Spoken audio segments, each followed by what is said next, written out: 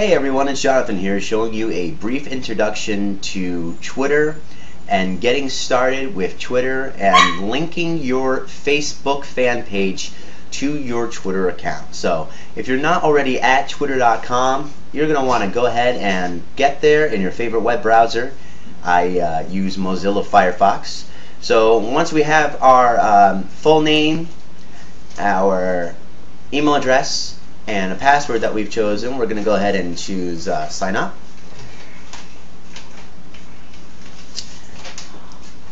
Alright, and it's going to basically suggest a username for us, like JoeAgent2, JoeAgentExample, so on and so forth.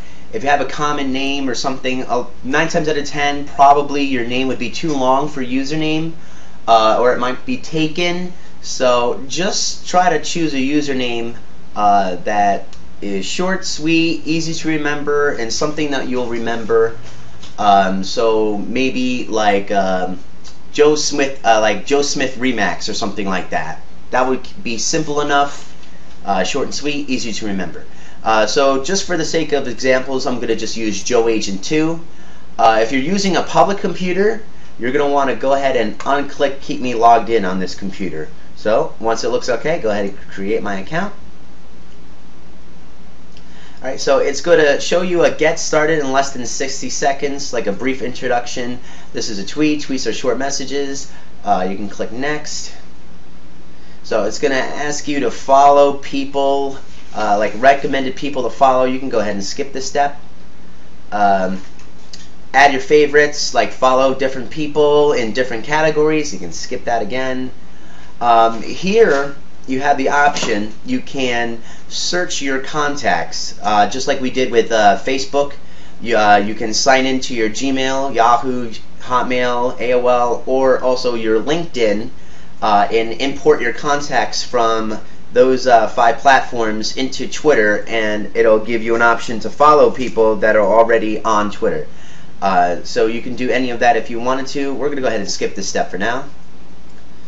Alright, so this is your timeline. It's going to be blank for now, but once you start following people, their updates are going to show up in your timeline, which is kind of like your Facebook news feed, which is your digest of what people you're following or your friends are saying on Twitter. So the first thing first is what you're going to want to do is you're going to want to go over here to step 3, set up your profile, upload a profile picture. Right now we have a little egg, so we're going to want to find a photo of ourselves. Of course, this is just an example. I'm just going to upload a photo of Batman. Name, location. If you're based out of a specific office, I would recommend putting either Westfield or Morristown, so I'll just put Westfield. Now if you have a website like joesmithhomes.com, or if you have a Remax-NJ site, I would recommend putting that. I'm just going to put www.solutions.com. In a short little bio, if you have any awards or accreditations, you can put that. You can put like #1 top ranking Remax Realtor servicing the Essex and Bergen County areas. Perfect. So here you have an option to post your tweets to Facebook. You can if you want to, but what I and Rob have been saying is that you want to keep your personal profile and your fan page completely separate. This option basically takes your tweets and posts them back to your personal profile, which I wouldn't recommend, because what will end up happening is that if you have your fan page posts going to Twitter and then Twitter going back to Facebook, they'll be showing up on your personal page, and you're not going to want that. You're going to have business related stuff all over your personal stuff, and it's just going to get out of whack.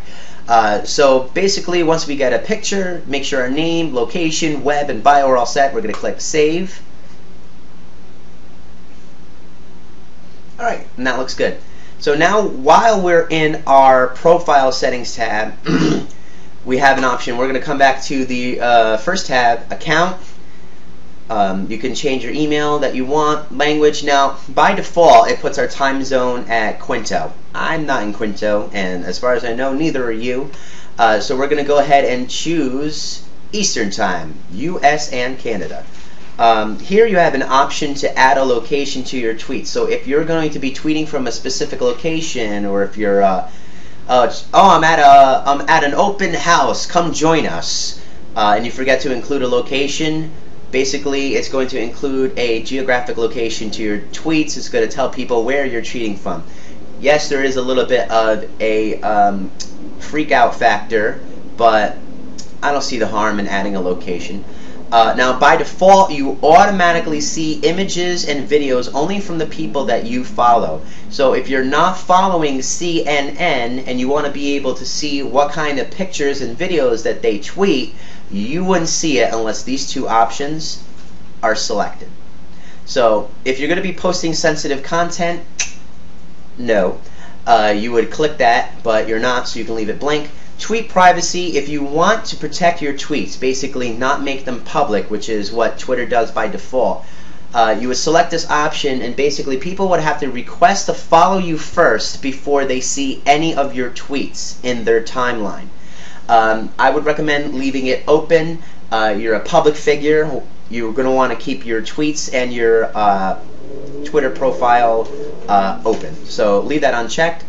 HTTPS only is kind of like secure browsing that I mentioned for Facebook. So if you're on a public computer, or if you're going to be doing some tweeting from a cafe or a coffee shop or an airport, either way, even if you're not, I always recommend using HTTPS. It's going to ask for your password in order to save the changes.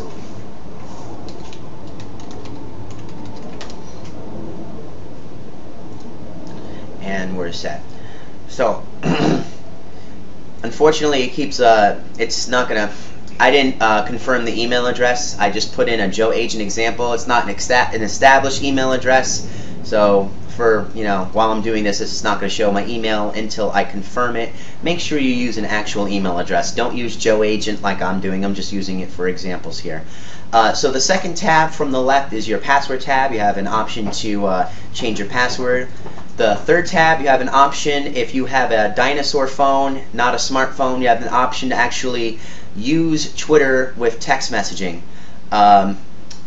It's kind of a little bit beyond me. I don't really use it because I have a smartphone, so I don't really know how to use it because I've never used it. But basically, you have an option to send a text to Twitter with a tweet. You can follow something through commands, which are on the right-hand side here. It's a little bit beyond. We're not going to worry about that. The fourth tab in are notifications. So you can choose when and how often Twitter sends emails to, and you can change it here. If someone sends you a direct message, so in order to send you a direct message, you have to be following that person. So you can't send a direct message to somebody unless they are following you. And that is where a public @ reply with an @ symbol, kind of the same thing as tagging on Facebook, would work when you're tweeting someone or something. So by default, you're going to want to be sent an email when you receive a direct message, when you're sent a reply or you're mentioned in a tweet. Activity, when you're followed by someone and your tweets are marked as favorites or they're retweeted, basically they're reshared on Twitter, you're going to want to keep that selected. Updates, this is up to you, about occasional updates about new Twitter products, features and tips, or product or service updates related to Twitter. You might as well just leave it alone. Click Save. So the fifth option is you're back in your profile tab, which we already set up. The sixth option is design. So you can choose a theme. So let's say I want to choose this theme, or I want to choose this theme. You have an option to select it. You can, of course, change your background image or your design colors however you see fit, but it's not really a necessity. So once we're okay, we're going to go ahead and save our changes here.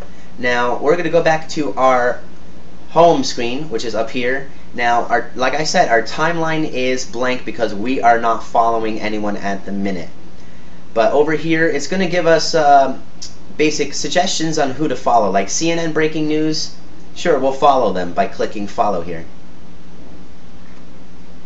And now that we're following them, if we click on timeline, boom, all of CNN's tweets is going to show up in your timeline. Now, you're not going to just see CNN, but seeing as that's the only person we're following right now, that's the only tweets that are going to populate in our timeline. Of course, if we are following the Dalai Lama, which is another popular suggested tweet, and we come back to timeline, we're going to see his tweets in the timeline. Unfortunately, there's nothing current, so it won't be there. So now basically, these are what retweets look like. Now, the original tweet was from an account called Political Ticker, but CNN Breaking News thought that it was relevant, and they retweeted it. And since we're following CNN Breaking News, since they retweeted it, it's showing up in our timeline while giving credit to the original poster of that tweet. And that's basically it. CNN Live tweeted something, CNN Breaking News thought it was relevant, they retweeted that too, and since we're following CNN Breaking News, that's showing up while giving credit to the original poster. See the little symbol there? That's basically showing that it was retweeted by CNN BRK, which is breaking news. Alright, so that's basically it on how to get started. The next video, I'm going to show you how to link your Facebook fan page to Twitter. And I'm going to cover what mentions are, which are these things right here, as well as retweets. Searches and lists you don't really have to worry about now. It's kind of a little bit beyond the usage of Twitter. But that'll be covered if you'd like. You can always ask me about that. I have no problem explaining a little bit in depth about searches and lists. But that's basically a overall summary, and that concludes our first video. So our next video, again, will cover mentions, retweets, and as well as linking your Facebook fan page to Twitter. So long, everyone. See you next video.